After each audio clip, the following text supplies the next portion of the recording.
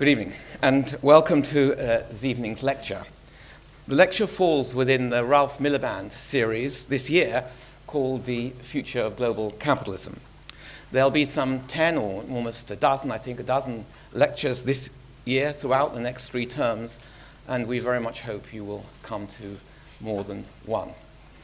This evening we are especially honored, of course, to have Dr. Justin Lin here with us, and I would like to welcome you to the LSE. We are very privileged you're here, and we're very glad you've taken time out from your incredibly busy schedule to be with us. Dr. Lin, as all of you probably know, is the World Bank's chief economist and senior vice president. He was appointed in June 2008, having previously served for 15 years as professor and founding director of the China Center for Economic Research at Peking University. He is the World Bank's first chief economist from a developing country. Born in Taiwan, he studied both in Taiwan and China, and he went on to become one of the first Chinese students, one of the earliest Chinese students to study at a US university, earning his doctorate in economics from the University of Chicago in 1986. He's the author of 18 books and has published more than 100 major articles. Among his many public roles in China, Dr. Lin has served as deputy of China's People's Congress, as vice chairman of the All China Federation of Industry and Commerce. He's also been a member of many national and international committees, leading groups and councils on development policy, technology, and the environment. He's been awarded China's top economics prize twice and has received honorary degrees from universities across the world.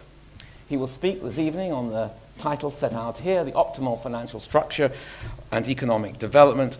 Please join with me in giving him a very warm LSE welcome.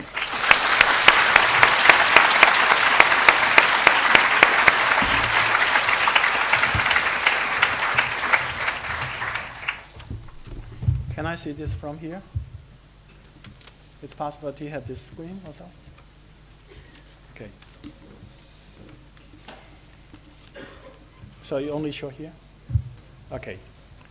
Well, it's quite an honor to speak in LSE, one of the best economics, political science institution in the world, and also to speak in this Miliband lecture series. Today, the world is recovering from the worst financial crisis that we encountered in our lifetime, in effect, since the Great Depression. And how to prevent similar financial crises or crises to occur in the future is one of the main concerns in the world. And so almost people talk about how to improve financial regulation and so on. For that, I agree it's important. But for developing country, how to promote economic development, a sustained, inclusive growth in the developing country. Only focus on the financial regulation may not be enough. I think financial structure in the developing country is one dimension at least equally important as financial regulation.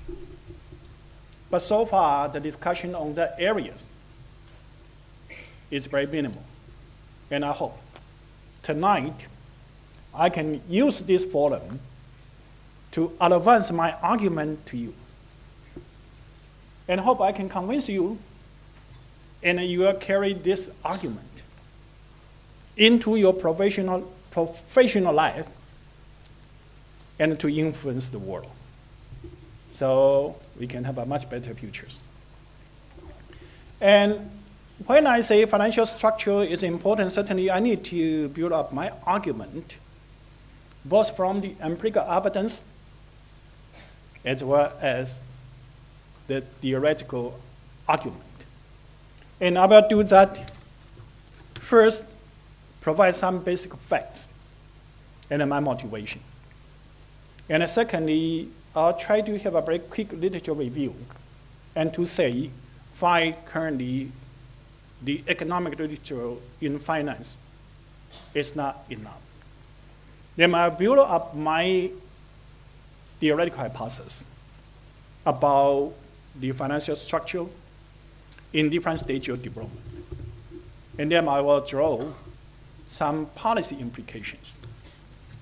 Well, there are two very simple facts. If you look into the evolution of financial history in the world, especially in the developed country like England, or Germany, or US, or Japan, you will find some kind of status facts. When the economy becomes more developed, then the equity market, stock market, become more important in their financial system. For example, in the literature, sometimes we say the US and a British market-based system, Japan and a Germany bank-based system.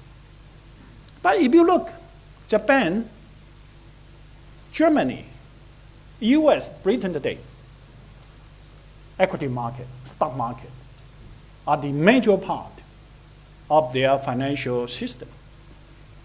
And they evolve. That's one status fact. The second status fact is that if you go to any country, no matter it's developed or developing, for the small business, small operator in agricultural sectors, or in manufacturing sectors, or in service sectors, in general, those kind of small business, small operators, they do not have access to the lending services from large bank. Certainly, they do not have access to stock market either. Those are two status facts I like to build on. I think that if you reflect, I think you also agree with me. Those are the status facts we observe in the world. And then, if we look into this lecture, I like to argue what kind of financial structure is more appropriate for country in different stages of development. My basic assumption is that country in different stages of development, their financial structure should be different. That is my basic assumption. Then I certainly need to define what do I mean financial structure, because people may approach financial structure in their own way. For example, you can have informal financial institution, formal financial institution, and the composition between formal and informal certainly is a structure. But here, to simplify, I want to focus on two dimensions. One is the composition, relative importance of banks and an equity market, that is stock market. That's one dimension I like to focus on. The other dimension I like to focus on is the issue of large bank and small banks, and the distribution of large bank and small banks in the economic system. Those are the two dimensions of financial structure that my lecture wants to focus on. And so far, in terms of finance, it's one of the most prominent area of economic research.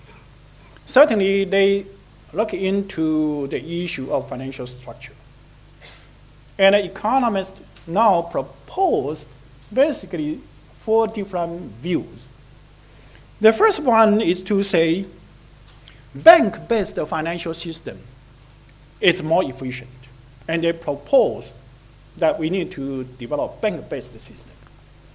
And this kind of argument in general built on that. If you have bank-based system, it can better solve the issue of moral hazard. Because financial transaction involve information asymmetry between the capital owners and the capital user, between those money who own the fund and those money who borrow the fund for use. And those kind of transaction involves some kind of information asymmetry. And so it's likely to have moral hazard problem. And they think that bank will be better to solve this kind of information asymmetry to, to better control the moral hazard issue. And the other view, called the market-based view, they think that equity market is better. Because if you rely too heavily on banks, bank will intervene a lot in the firm's operation and will stifle, will replace firm's innovation. They argue it's better to have an equity market. And an equity market give more freedom to the firm, so they will be more innovative. And we know innovation is the most important force for driving economic development, so they argue stock market is better. And there's a third view called the financial function. They say, well, it's not important to distinguish bank-based over market-based. It's more important to improve the financial function. And actually, bank-based or market-based can serve similar function. And so to argue that is not important. And the fourth one is so-called the legal origin view. You say, well, you have no choice. What kind of financial structure you have depends on your legal origin. Like in the common law, they give much better protection to the money owner, to the lenders, to the investors. So if you have a common law system, then the equity market will develop. But if you are in a continental law system, they don't protect the property rights so well.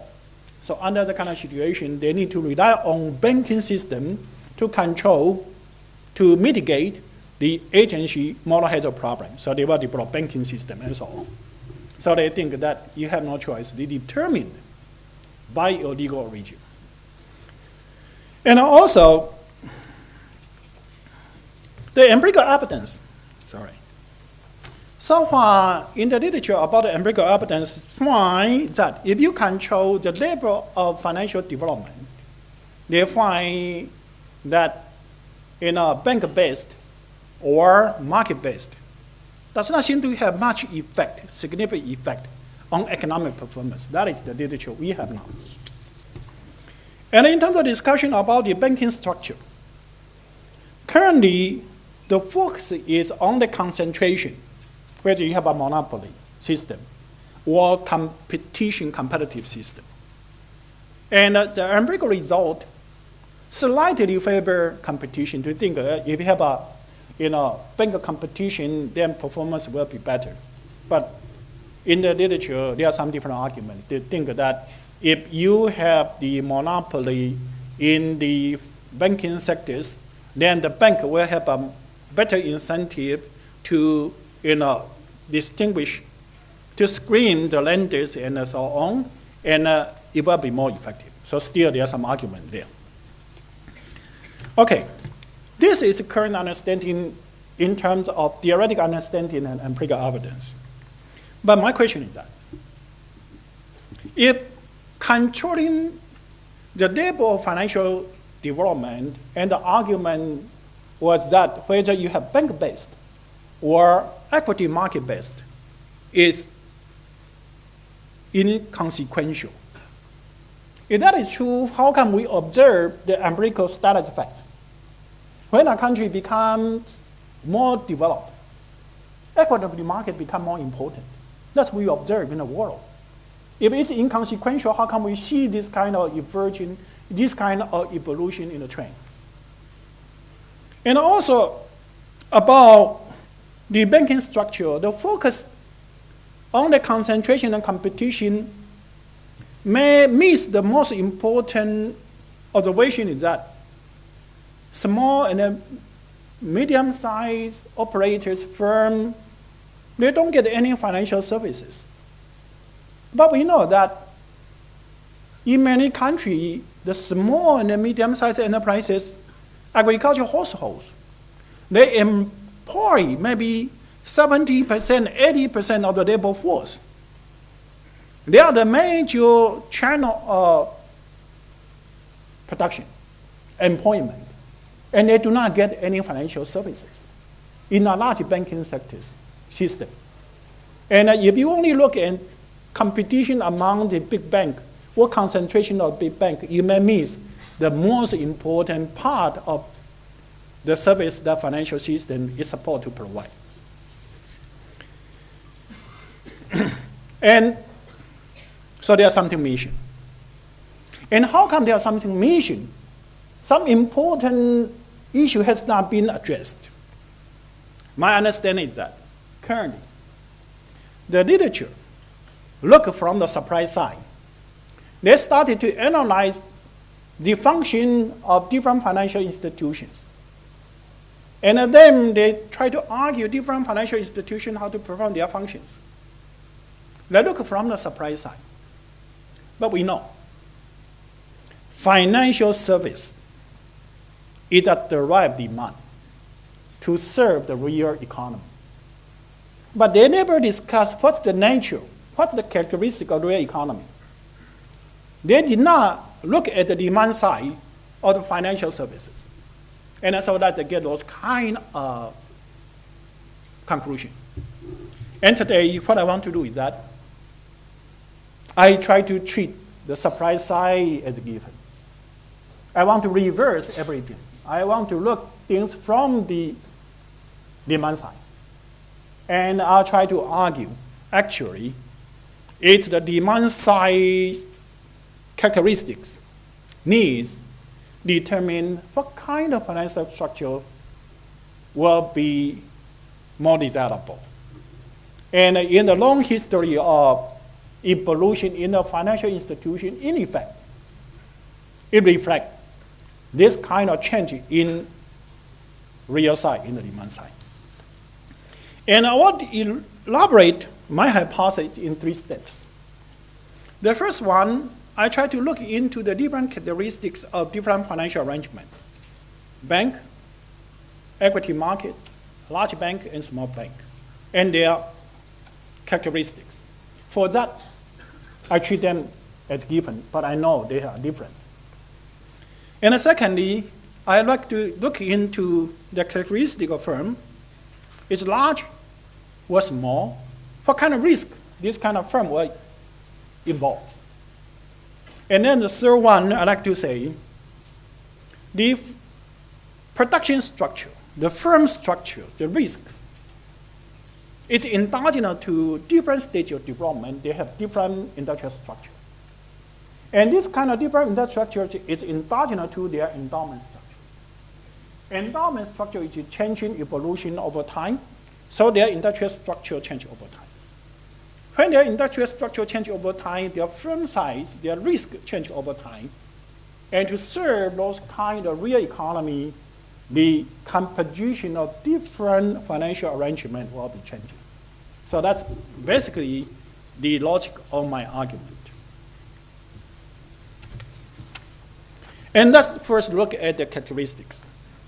Well, you know, stock market and the banks. If you compare stock market and the bank, you'll find, well, if you have the money, you want to make investment. You invest the money in the stock market compared to put the money into the bank at a deposit. What's the difference? Well, stock market will have a higher risk. Because if you put the money into the bank, 1 year from now, you're going to get your principal plus certain interest rate. In general, it's quite safe. In 99% of situation, it's very safe. And even you have financial crisis like now, the government in general guarantee the deposit. So basically you can see it's risk-free. But if you put your money into the stock market to buy a stock, well, only when the firm have higher profit, they will distribute dividend. And if the firm does not make profit, the firm does not distribute dividend. You don't get any pay. And not only so, if the firm go bankrupt, the investor, stockholder, they are the residual claimant after the firm pay all the debt and so on, and you are entitled to the rest. And sometimes that was nothing. That's nothing. So it's much more risk to make investment in a stock market.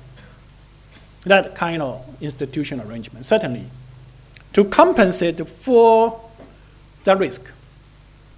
In general, you expect to have a higher return. And empirical literature also show, compared to the fixed saving, the return on the stock market on the average is about 7% higher than put the money into the banks. So higher risk will involve higher return. And certainly because if stock market require high return, that means firm, if they want to raise the capital from the stock market, compared to borrow money from the bank, the firm need to pay higher cost, right? But how come the firm is willing to pay higher cost? Because to borrow money from the bank and to raise the capital from the stock market, what's the difference for the firm? Cost is higher in the stock market, but in the stock market, the firm will not face the issue of liquidation. Because if you borrow money from the banks, you need to return to the bank according to certain time period. If you do not pay back those debt, the bank can force you to go bankrupt or liquidate. But if you raise the capital from the market, there's no such a thing as stockholder force the firm to go bankrupt, no. So it's safer. And again, so in a safer way, it's more costly. And less costly is more risky for the firm. So under this kind of situation, in general, it's very hard for the depositor, for the money, those people who the capital to say which one is better. And for the borrower, it's also hard to say which one is better. That's one thing. Secondly, in terms of stock market, once the investor gives the money to the company, they have no control. Another kind of situation, to avoid some kind of moral hazard problem in general, the government will have some regulation on the stock market about the information disclosure. If you want to raise your capital in the stock market, IPO, you need to go through a whole series of information disclosure, and it's very expensive. And even after you raise the capital from the stock market, you also need to have periodical disclosure of information. That's also very expensive. So that means that there's some kind of fixed cost involved in raising capital from stock market, in addition to you expect to pay higher cost for your capital. And so compared to the bank, just the opposite, right? If you put the money in the bank, it's less risk. And if a firm borrows money from the bank, in general, the cost is lower. And the information cost is lower. But the bank also has some limitation. The bank needs to return the money to the depositor in time, and so ability for the bank to bear the risk is lower. And in general, banks like to serve the borrower which is mature, they have more history to check. That's a standard in the literature. And then compared to the large bank and the small bank, it's a status effect, as I mentioned. In general, large banks serve large customers.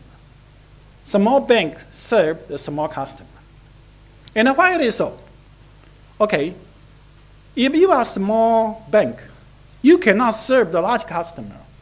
Because if you serve the large customer, large bank, small bank, if you want to serve the large customer, just like put all the eggs into one basket. It's very risky for the bank. So the bank need to diversify. But certainly diversification reduces the risk, but diversification increases the transaction cost.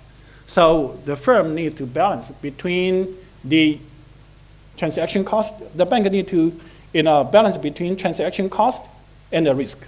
That's one thing.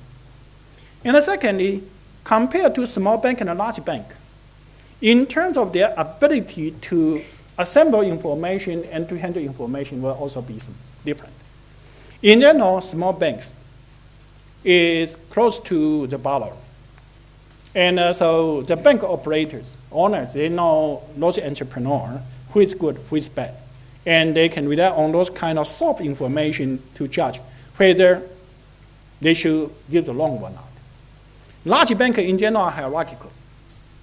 So those kind of personal information is very hard to transmit from the lower branch to the higher branch, and the higher branch make the decision.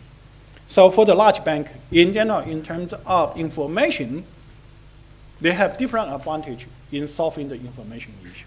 Large bank rely on standard information, and a small bank in general rely more on this kind of soft information. And then we look at the size of the firm. Certainly, firms have different size, right? And for the small firm, in general, their capital requirement is small, and it's not economical for them to pay high fixed cost to raise funds from equity market. And in general, small firm also hard to raise funds from the large bank for two reasons. As I mentioned, small firm, in general, if they want to raise the fund from the big banks, they first deal with the branch managers. Branch manager cannot make a decision, so they rely on upper level manager to make a decision. And in that kind of situation, information transmission become an issue, especially small firm in general. They don't have good bookkeeping records and so on. And also, for the large bank, if they lend out the money in a very small chunk, it increases their transaction cost. So in general, they like to deal with large borrower, so per unit money transaction cost will be lower. So that is the reason why we do see different size of the firm. They go to different size of this bank from the transaction cost point of view. And also firm in different size and different stage of development, their risk may be different. In the end of the risk involved firm can be classified into three different categories. One is the entrepreneurship, whether this operator is a good entrepreneur. That's one type of risk. The other type of risk is related to what kind of technology they use. New technology or old technologies. Are they involved in the innovation of new technology or just application of mature technology? And also related to what kind of product they produce. They produce mature product which the market has already proved, or they innovated new product and those kind of product has not been tested. So we talk about the risk. Basically, we can divide into this kind of three risks. And I'll argue, at a different stage of development, the risk composition of the firm will change. Okay.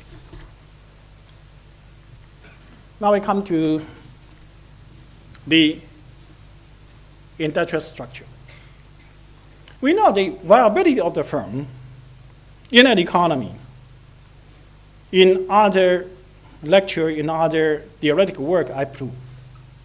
Basically, the viability of the firm depends on whether this firm adopt the technology, produce the good, which are consistent with the competitive advantage of the economy.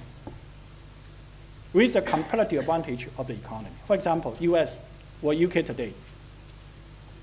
If you want to produce garment, very labor-intensive type of product, those kind of firms cannot survive. And if you go to Rwanda or African country, if they want to produce very high-tech product, capital-intensive product or airplane, those kind of firms cannot survive. Right? So viability of the firm very much depends on the product they produce, the technology they use, are consistent with the comparative advantage of the economy. And in early stage of development, an economy in general are abundant in natural resources or labor force. So their firm will be viable in this kind of more labor-intensive type of business. So I have a chart here to show, for example, in East Asian economy, when Japan in the early 1940s, 1950s. At that time, Japan was still a relatively low-income country, so the product they produced was garment, something like that. In the 1960s, they started to produce steel, 70s popular TV, 1980s video, and now they produce high-definition TV. And now Japan is one of the highest income countries, right? And you look into the latecomer, when Japan produced high-definition TV, the latecomers, they are rich in labor force, so they produce either garment or steel, which are more mature. So you can see that high-income countries, in general, they are higher stage of development, and in general, that's more capital intensive, both in human capital and physical capital, and in terms of firm size, in general, is larger. But in early stage, like a garment, in general, you only employ a few workers, a few tens of workers, or at most a few hundreds of workers. So they are more labor intensive, they don't use much capital. And also, in early stage of development, the technology used in a garment is quite standard. Mature technology, there's not much risk. And also product is also a mature market, so product does not have any much market risk there. But if you come to later on, for example, in the 1980s, high-definition TV was something very new. And you need to invest a lot to do the R&D in order to develop those kind of high-definition TV. And again, you did not know whether the market will accept that or not. So you have to incur both technological risk and market risk, in addition to whether the operator of the firm has good entrepreneurship or not. Okay. And then coming to how this kind of real size story will affect the choice of different financial arrangement, financial institution. Well, certainly we want the financial institution to be efficient. What do I mean efficient? Efficient that you can mobilize the financial resources and allocate the financial resources to the most competitive sectors, most competitive firm in the most competitive sectors. And because I argue that in different stages of development, the most competitive firm, the industry will be different, right? In early stages, might be government or agriculture. In higher stage, will be high definition TV. That is their most competitive sectors. And certainly you want to allocate funds into the sectors, and not only the sectors, the most efficient firm in the sectors. And because in early stage of the development,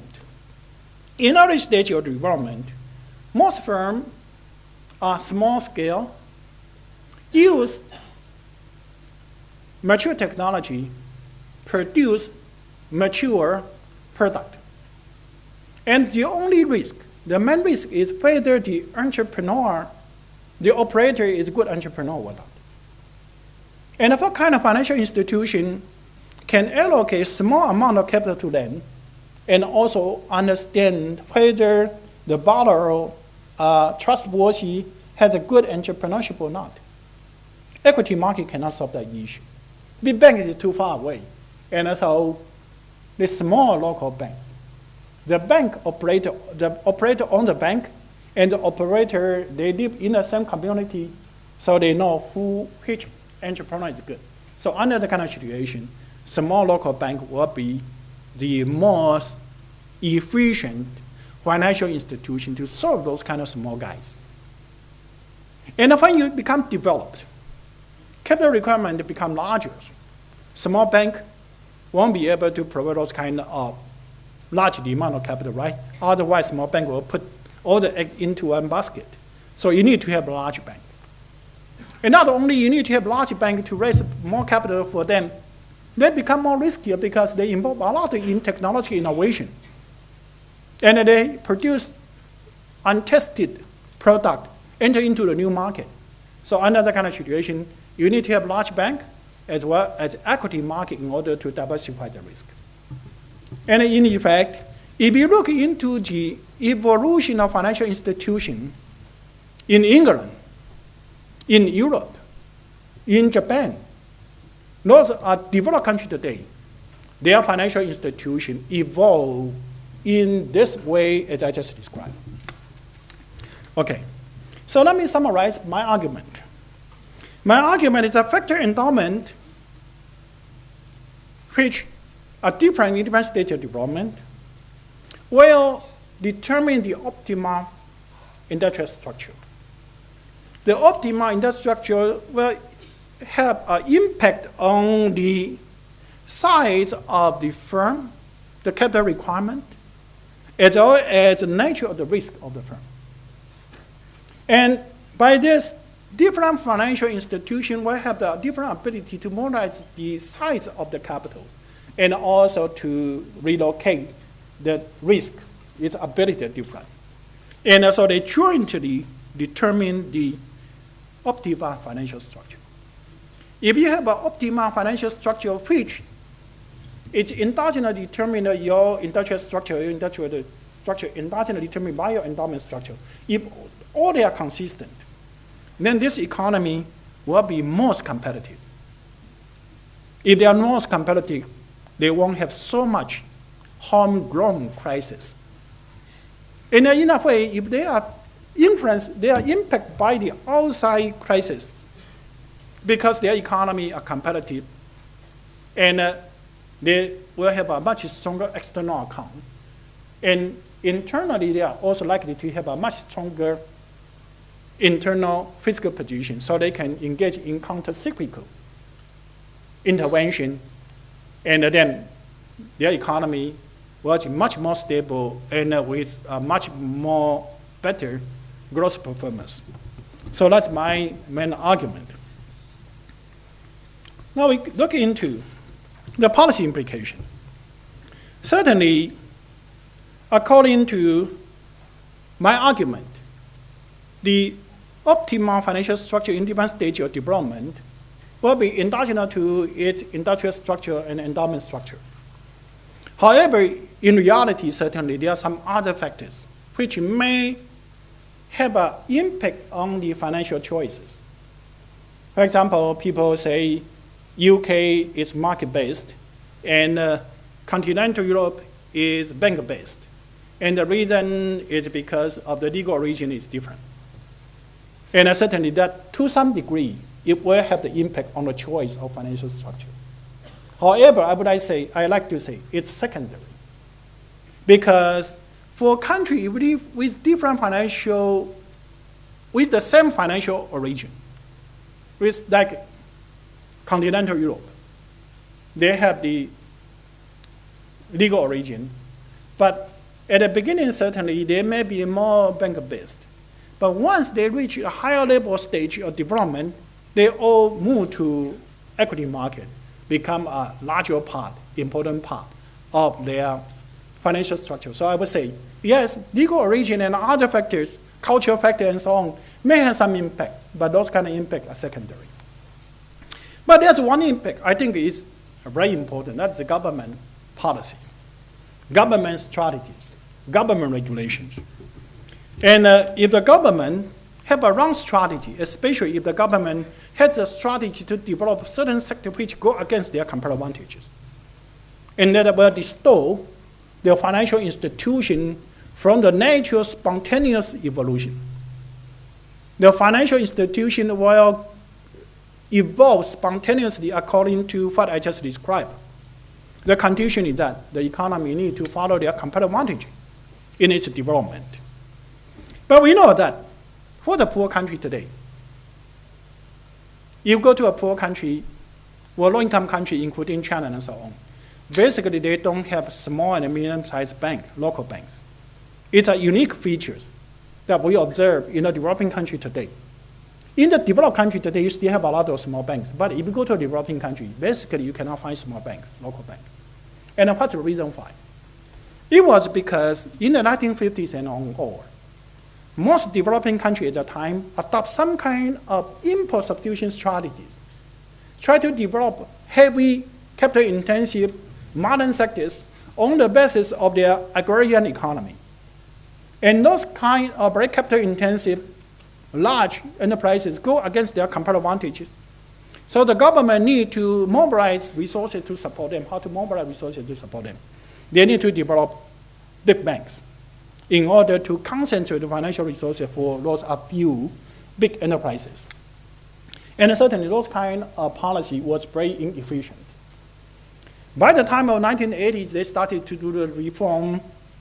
At that time, they were influenced by the dominant thinking at that time. The dominant thinking partly related to ideology and partly related to we do not pay so much attention to the structural issue, the demand side issue.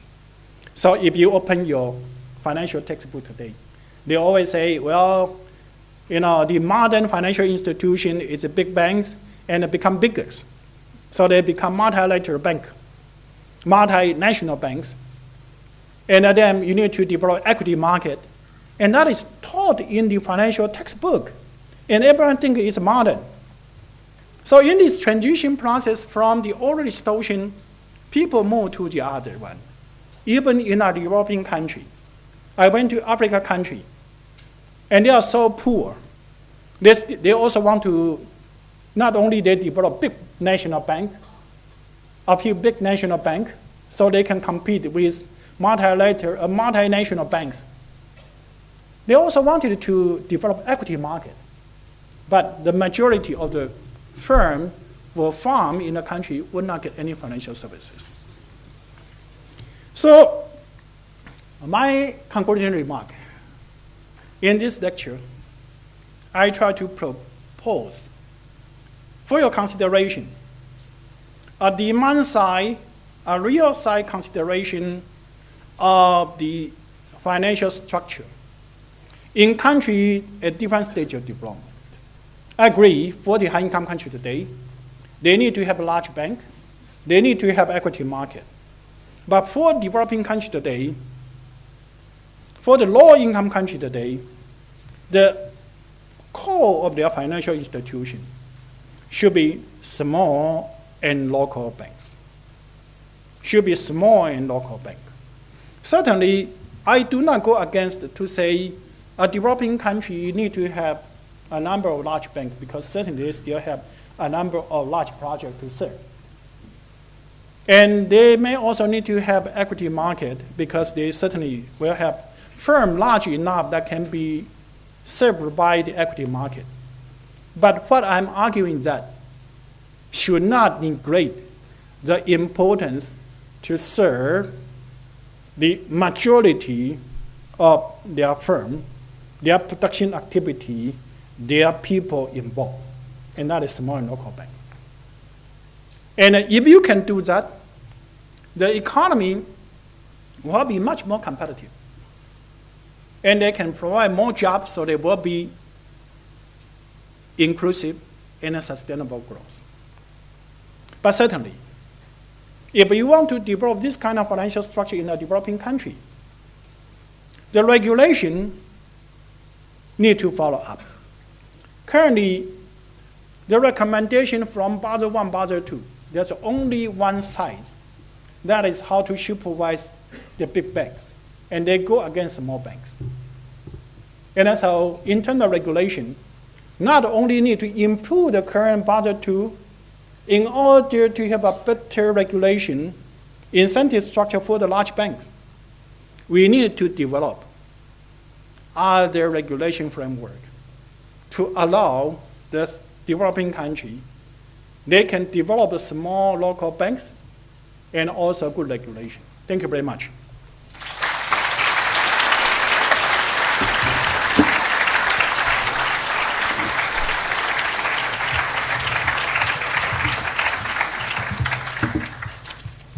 Well, thank you very much indeed for an incredibly clear lecture, beautifully set out, something of a model presentation.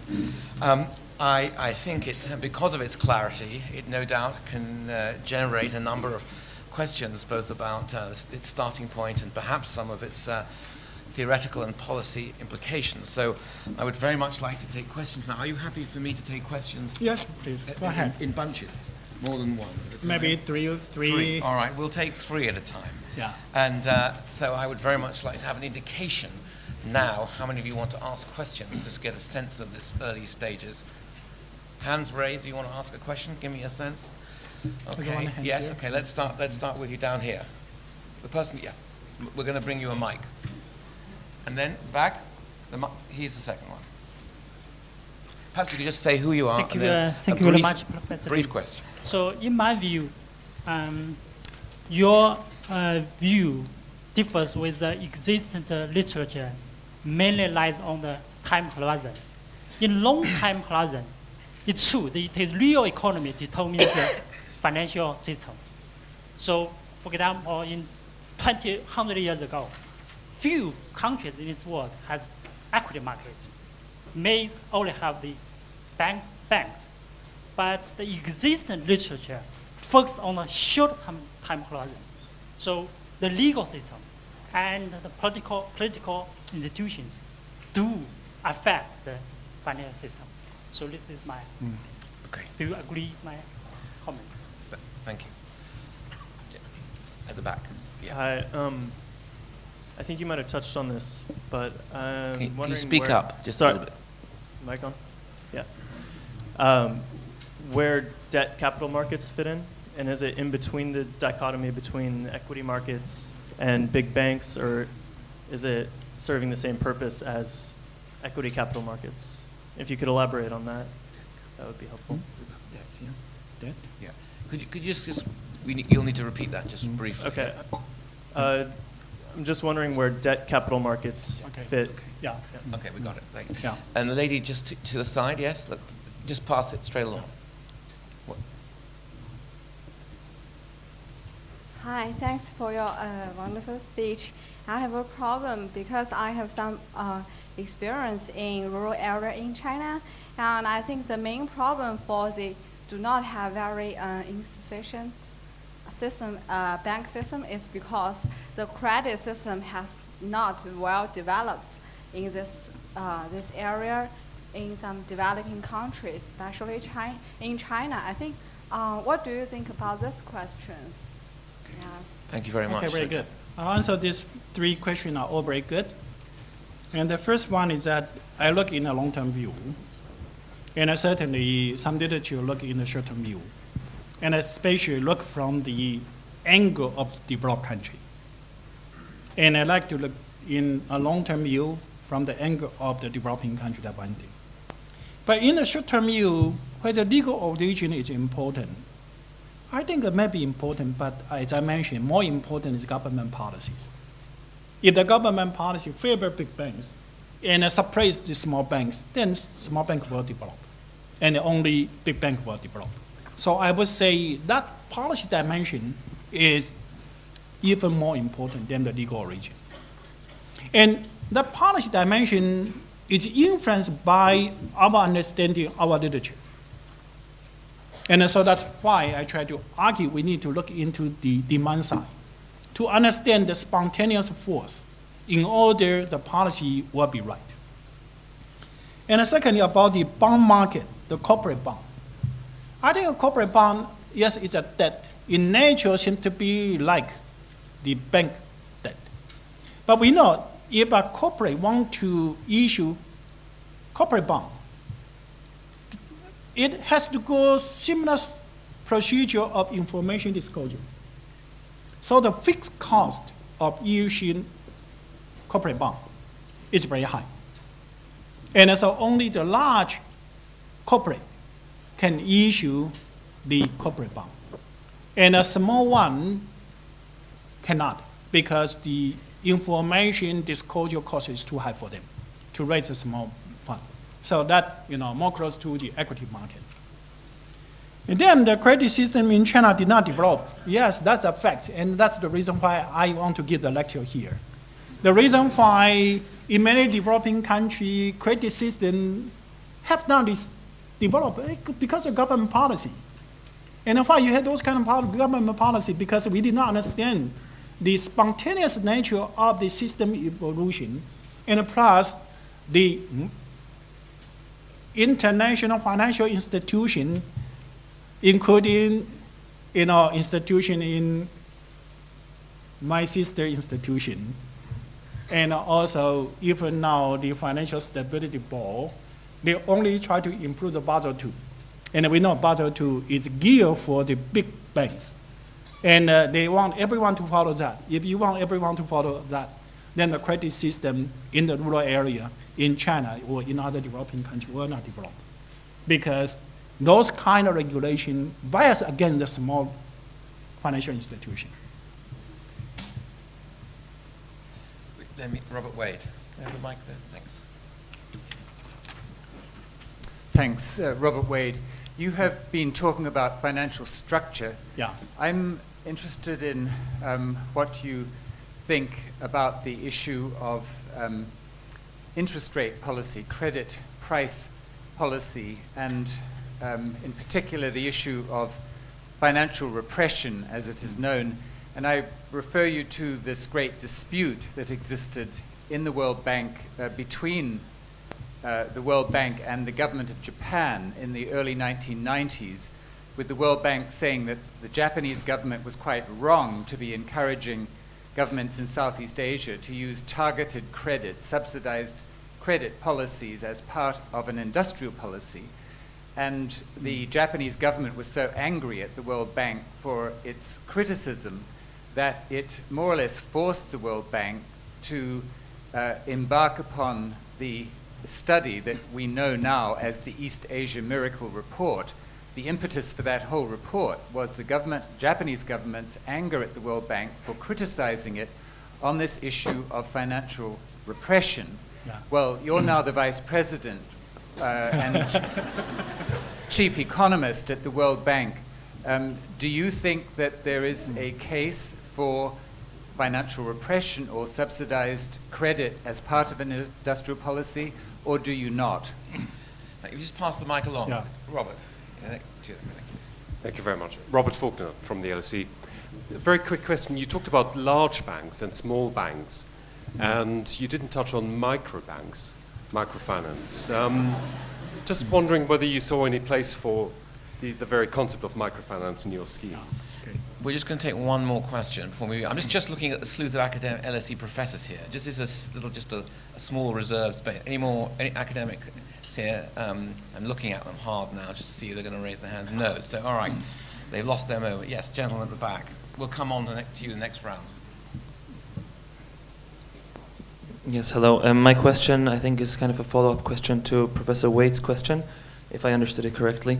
And I'm curious to hear what you think about capital openness, whether you see it as a destructive force or whether you would say it supports financial development. Okay, also a very good question. The first one, Bob, so good to see you here. And regarding the controversy about the financial repression, as I mentioned, we see financial repression in many developing countries in the 1970s and before. And most of those kind of financial depression was because those government wanted to support the large capital-intensive industries. And so they used financial distortion as a way to mobilize financial resources to support those kind of sectors go against their competitive advantages. And under that kind of situation, those kind of financial depression was very ineffective. And it was a failure. Certainly, for people like McKinnon and so on, they identify the financial repression as a reason for their inefficiency. However, they did not recognize those kind of repression, in effect, was endogenous to the needs of support those kind of capital-intensive sectors. And so they recommend financial liberalization.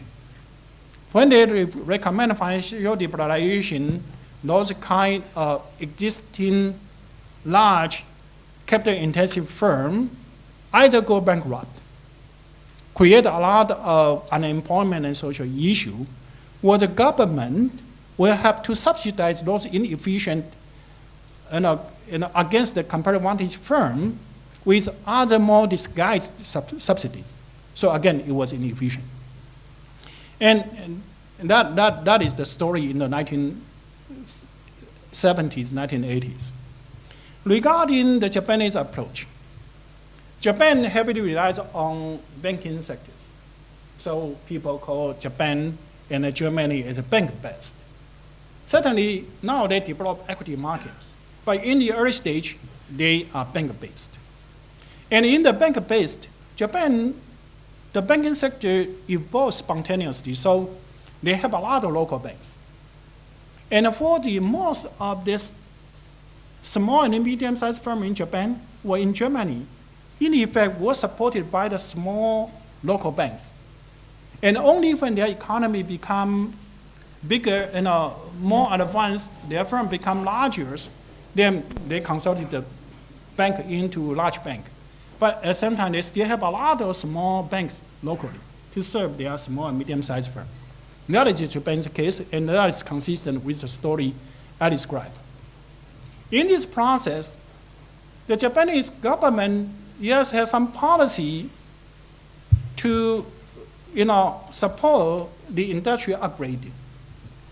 But if you look into the Japanese industrial upgrading, basically they follow the stage of the development as my diagram shows. In early stage, government, then they go into steel, then they go into shipbuilding, car, they go into high definition TV. And each stage is become more capital intensive, more technology intensive. But each stage, they are consistent with their competitive advantages. That's one thing. And because high stage require larger capital, so they become bank become larger, or equity market become more important. In this process, MITI, Japanese government, try to support the upgrading. But we know this kind of vertical upgrading involve information, involve externality. Because it has some externality. So to compensate for that externality, to have some kind of subsidized interest rate is arguable. I support that. But if you want to ask a developing country to use financial repression to support sectors which go against their competitive advantages, then it will be a failure. Here I can use the material dialectical approach. Quantitative difference may cause the qualitative difference. So it depends on how large is the repression. A more small depression that might be arguable for compensation of the externality issue. In effect, I have a debate with Ha-Jin Chang, I think you know him, on the industrial policies. And Ha-Jin basically support, you need to go for the dynamic comparative advantage to support very advanced firm. And I think that is going to cause you need to require too much intervention. Distort too much, and it's going to be a guarantee for failure, as in the 1950s, 1960s. And the industrial policy, I like to argue is that to facilitate the development of the firm which is consistent with your comparative advantage. And we have an article in the September issue of Development Policy Review. And also we are going to have an open policy debate at DFID on the 15th of this month, a few days. So if you're interested, you're welcome to attend the first one. Then the second issue related to the microcredit. Well, I think a microcredit certainly can serve some purpose. But microcredit is too small to serve for the business operation. In general, microcredit can give an agricultural household a few $100 US, or at best, a few $1,000 US. But that's too small for business, right? So now we have a lot of argument for the microcredit. But again, we miss the most important one for the developing country. That is the small and medium-sized bank, local bank, should be the backbone of their financial institution. That part, we are still missing. And I'd like to argue for that. And I'd like to have our help to argue for that also. And regarding the,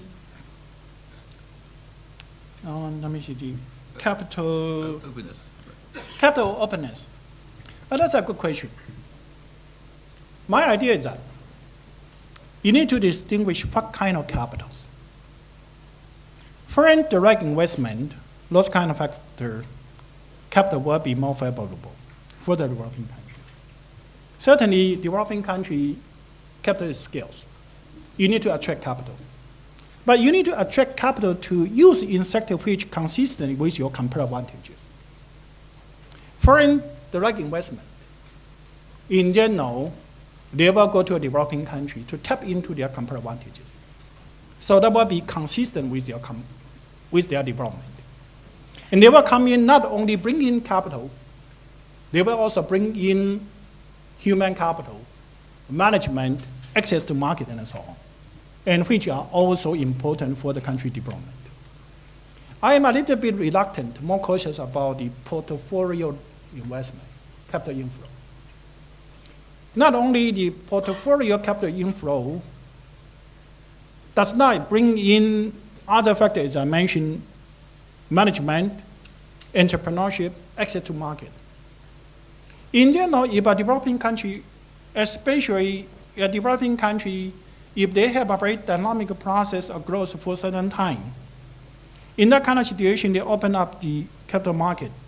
They may attract so many portfolio investment, but they do not go into the real sectors.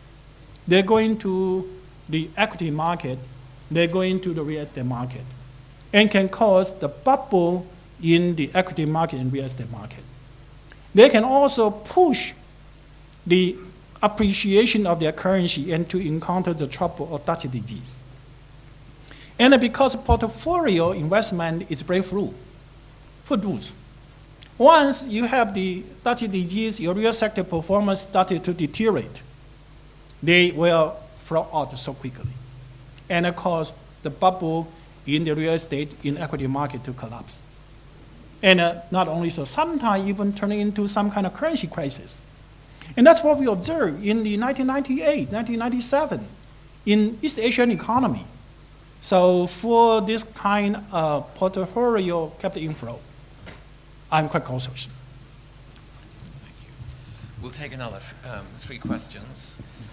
Let me just see. Oh, look, there's so many. I have to say that this is going to be quite random, or we'll be here at breakfast time. All right, lady at the front. Let's have a microphone down here. Hi, I'm Becky Chin from UCL. My question is kind of related to the capital openness one.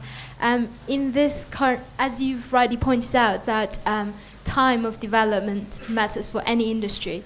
And so in this current tide of financial liberalization, what do you think the large multinational banks coming into developing countries, especially, for example, China, as we've seen in the past year, what do you think that will, how do you think that would affect the formation of financial structure in developing countries, and especially China? Yeah.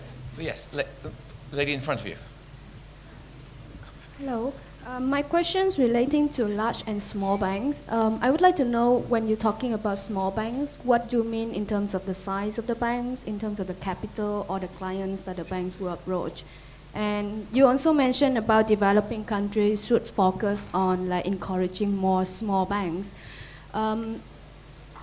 In this sense, it's also a problem with the government abilities to regulate the small banks as well. And especially in small countries like, for example, Vietnam, the numbers of small businesses are quite limited. They are in the process of encouraging entrepreneurship, but the demands for investing in small banks are very limited. And people just use bank as personal savings. So how you overcome this problem? Thank you. Okay, lady up there. And then we'll come down here in a moment. Hi, thank you for your wonderful lecture. My name is Olga Galenko. I'm an MBA from University of Michigan. I have a question regarding currency in China. Currently, currency is, China is implementing the initiative to internationalize its currency. And how do you think it will affect Chinese financial structure, if it will affect it at all? Thank you. Okay, we didn't quite hear your last question. So do you want to give us a brief summary? Okay. China is implementing internationalization of its currency. Do you think it will affect the financial structure of Chinese banks at all? Thank you. Thank you. Well, there will be one more round, I think, after this, and I promise you down here we will come to you. Okay, I think that regarding now you have the multinational banks and entering into the developing country. Certainly, multinational banks, when they enter into the developing country, they are large banks. And they will provide large borrower. And this kind of multilateral, multinational banks, when you enter, they compete with national large banks. And I agree that competition is good. However, what I say is that you need to allow the large bank to enter, but at the same time, you also need to allow the small bank to enter. But if you look into the policy in the developing country today, because they favor large banks, so they welcome the multinational bank to enter. But in general, they repress the enter of their local small bank. That's the issue. So, answer your question. And the second one, in country like Vietnam, and at this stage is, it's low income, and the firm is small. Do they have enough capital to develop small banks? Well, that requires only a capital requirement for opening up a bank. Recently, I visited Lao PDR, neighbor to Vietnam. And in the past, before I went, they were advised to set up the banking sectors. But the minimum requirement for setting up a bank in Laos is 15 million US dollars. Compared to a country with income of 500 or 600 US dollars, this 15 million US dollars is too big. But suppose you lower the capital requirement down to, let's say, 2 million US dollars, 5 million US dollars. Then I'm sure even in Laos, they will have enough people have those kind of capital to enter banking sectors. That's one thing. And the second thing regarding the regulation. Well, if you have a lot of local banks, certainly you need to decentralize the bank regulation. You cannot centralize the regulation in the capital. And so whether you have the ability to regulate it also depends on your regulation system. And so that's the reason why I argue we cannot apply one size fits all that Basel II to the developed country and developing country. The developing country, for large bank, their regulation certainly they can take the Basel II as a reference. But because they also need to develop small banks, they need to have some kind of different regulation framework for those small banks. And regarding the exchange rate and so on, certainly that is also a controversial issue. Currently, the exchange rate in China, if China appreciates a lot, in the short run, certainly will reduce the export. And currently, the exporting sector already under the pressure. If China appreciates the currency a lot, then the exporting sector is going to encounter more of the bankruptcy, and you're going to create more of this unemployment issue. However, I think exchange rate management may not so much related to the financial structure issue as I argue. Because what I argue is from the real side.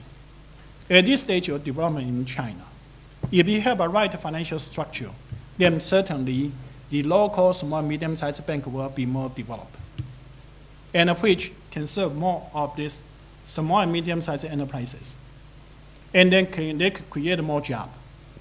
And if they can create more jobs, more people will be in the informal sectors. And that sector is the most competitive because they are consistent with China's competitive advantages. So that sector will be competitive, create more jobs, and the wage rate will increase. If wage rate increase, then people in China will demand more domestic consumption, so that will contribute to this imbalance in China. So I look at the issue from the real side, and that will also contribute to the less of the current account surplus, and may reduce now the controversy about the China exchange rate. Let's take a final 3 questions from the ground floor, as it were. Okay, gentleman in the back, let's hand up, and then we'll come over here. Yeah. You've mentioned a couple times now the importance that the developing world has a different regulatory framework to the developed world, perhaps, and that Basel II is not the sort of right framework at the moment for the developing countries. I was wondering if you had any ideas about what policy-making body would be the right sort of venue for a new regulatory framework to be developed. Thank you. Yeah, the gentleman here. Your thinking seems to be, my name is Jean-Paul Faguet of the Development Studies Institute. Your thinking is obviously led by the rise of Asia for many understandable reasons. Most countries in Latin America and Africa are arguably not abundant in capital or labor, but rather natural resources, which can be proxied by land in an economic model. I wonder what sort of strategy for development you might recommend to them and what sort of financial structure. Yeah, and finally, was it two of you had your hands up, or is it just okay, the gentleman in the middle there?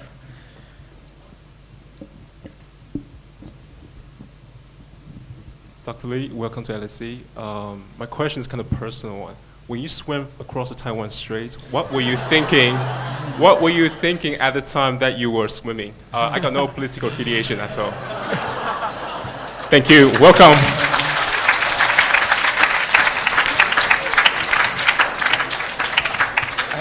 And perhaps I could just toss in a final thought, although I think everyone will want to know the answer to this question. But can I just ask you about the global financial crisis for a moment? I mean, does it bear on your argument in any way?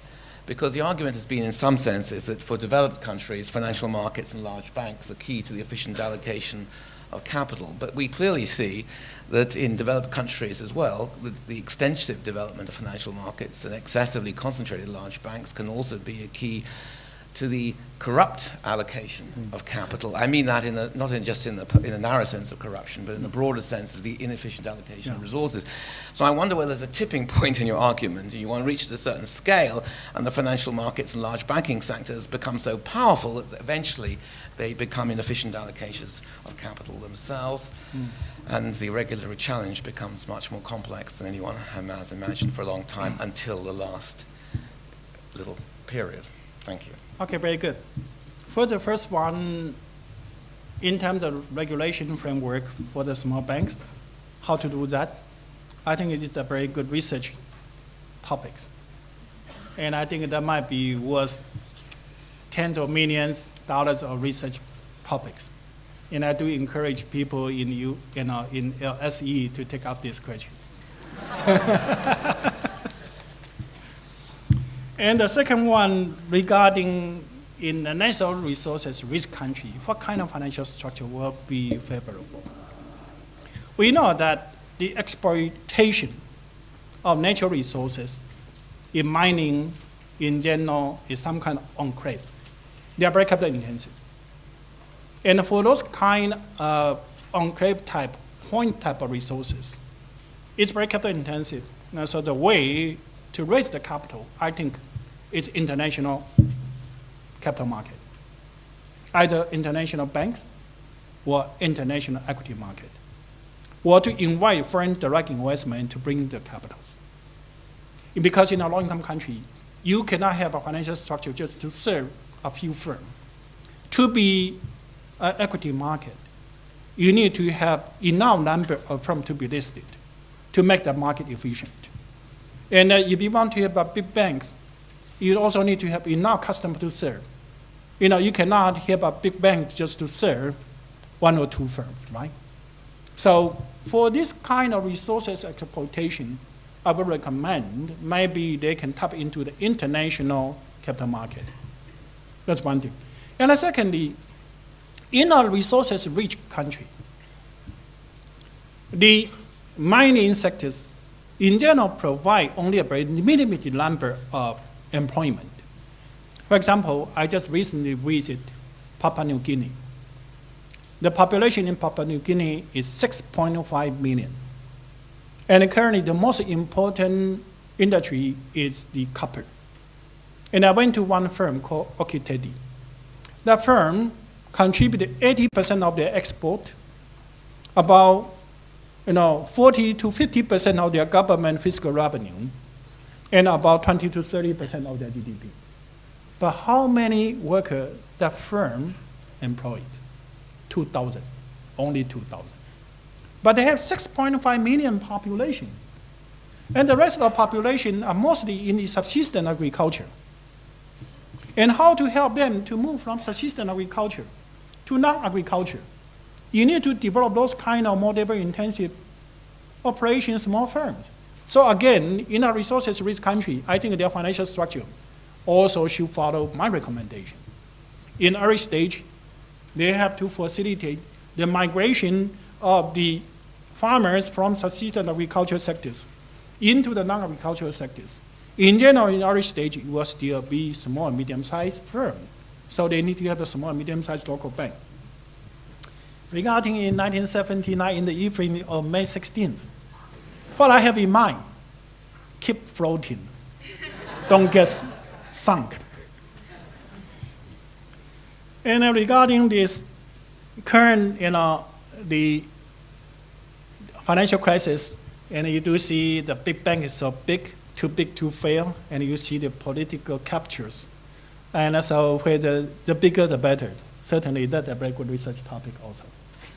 Maybe I think that you have economy of scales, but once you reach certain stage, it becomes this economy of scale. So there may be some balance. Certainly compared to the low-income country, the banking sectors in the developed countries should be much bigger than a low-income country. But it's not necessary, the bigger the better. And in the past, for a certain period of time, we thought it's the bigger the better. And certainly that may not be true. Okay, well, it just remains for me to turn you around and to take your very modest statement and to thank you very much. Thank you very much. Yeah.